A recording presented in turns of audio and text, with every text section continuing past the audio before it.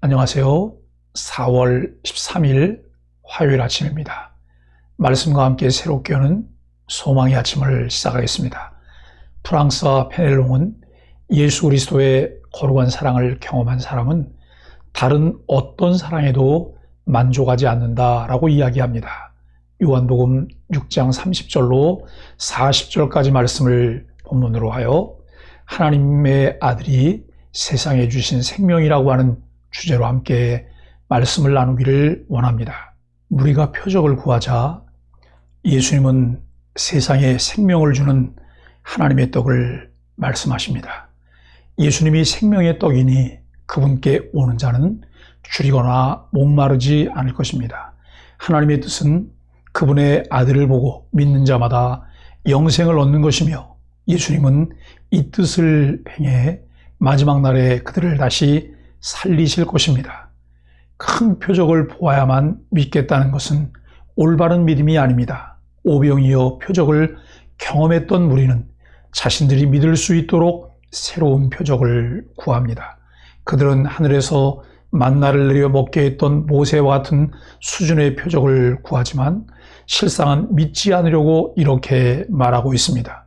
우리는 예수님에 대한 모세가 백성 중에 일어나리라 예언한 그 선지자 정도로 생각했습니다. 하지만 예수님은 모세가 예언한 그 선지자일 뿐만 아니라 하늘에서 내려온 만나요 참 생명의 떡이십니다.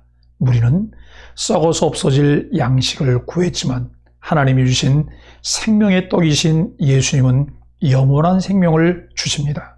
성도가 믿고 구해야 할 것은 참된 생명의 떡 예수 그리스도 한 분뿐입니다. 우리가 생각했던 떡과 예수님 말씀하신 떡은 어떻게 다른가요? 참된 생명의 떡이신 예수님을 두고 다른 떡을 구하지 않았는지 돌아봅시다. 배고픔과 목마름은 육신의 욕구만을 의미하지 않습니다. 아무리 먹고 마셔도 채워지지 않는 영적 배고픔, 영적 목마름이 있습니다. 신앙생활 하면서도 여전히 줄이고 목마를 때가 있습니다.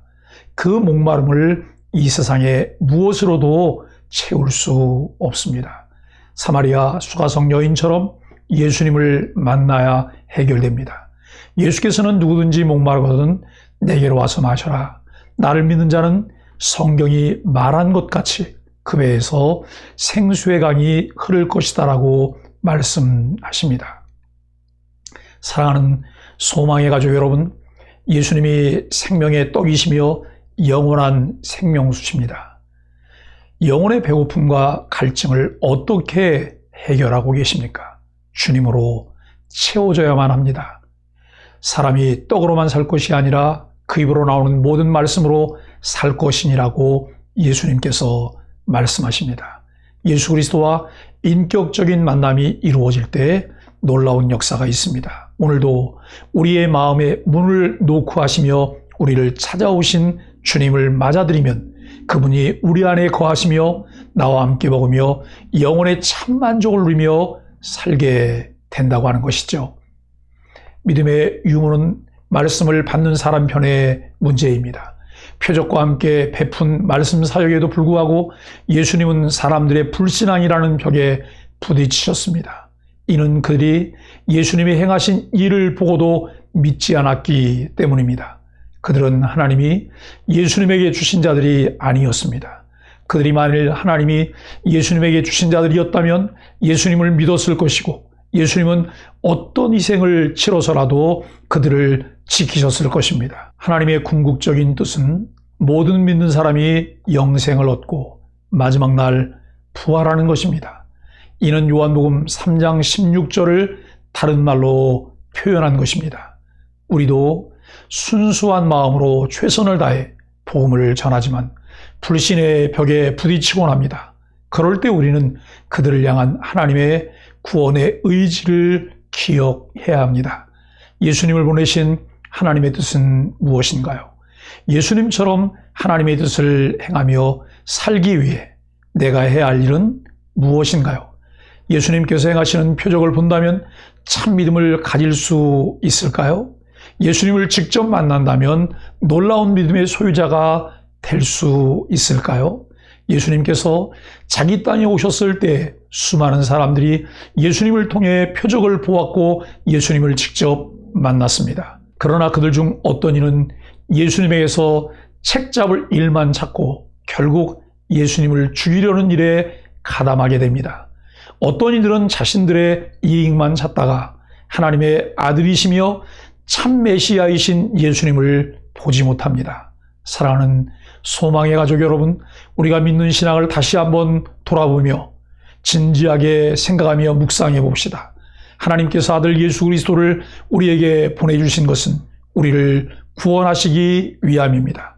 성육신하신 것을 시작으로 우리와 똑같은 육체를 입으시고 모든 고난을 담당하셨습니다. 우리를 구원하시기 위함입니다. 교회를 다니며 신앙인이라는 이름을 가지고 있지만 너무 형식적이고 계산적인 그리스도인으로 살아가고 있는 것은 아닌지 우리를 살펴봅시다. 주 예수 내 마음에 들어와 계신 후 변하여 새 사람 되고 내가 늘 바라던 참빛을 찾음도 주 예수 내 마음에 오심, 물밀듯 내 마음에 기쁨이 넘침은 주 예수 내 마음에 오심. 여러분도 이 찬송을 잘 아시죠? 제가 참 좋아하는 찬송이기도 합니다. 세상에 오셔서 진액 한 방울까지도 아낌없이 다 내어주신 것은 우리에게 새 생명을 주시고 천국의 기쁨을 누리며 살게 하기 위함이었습니다. 그의 육체가 십자가에서 죽으심으로 구원의 길을 여셨고 천국 기쁨을 주셨습니다. 생명의 떡으로 우리에게 주신 예수 그리스도와 함께 하늘의 소망을 가지고 살아가는 매일매일 참 그리스도인으로 살아가기를 예수 그리스도의 이름으로 간절히 축복합니다. 함께 기도하겠습니다. 주님께 나아가는 자는 결코 외면하지 않으시고 끝까지 책임지시는 사랑에 오늘도 힘을 얻습니다.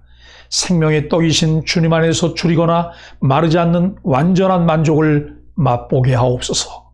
생명을 내어놓기까지 구원의 역사를 이루신 주님을 저와 우리 교회 공동체도 담대히 따를 수 있게 하여 주옵소서.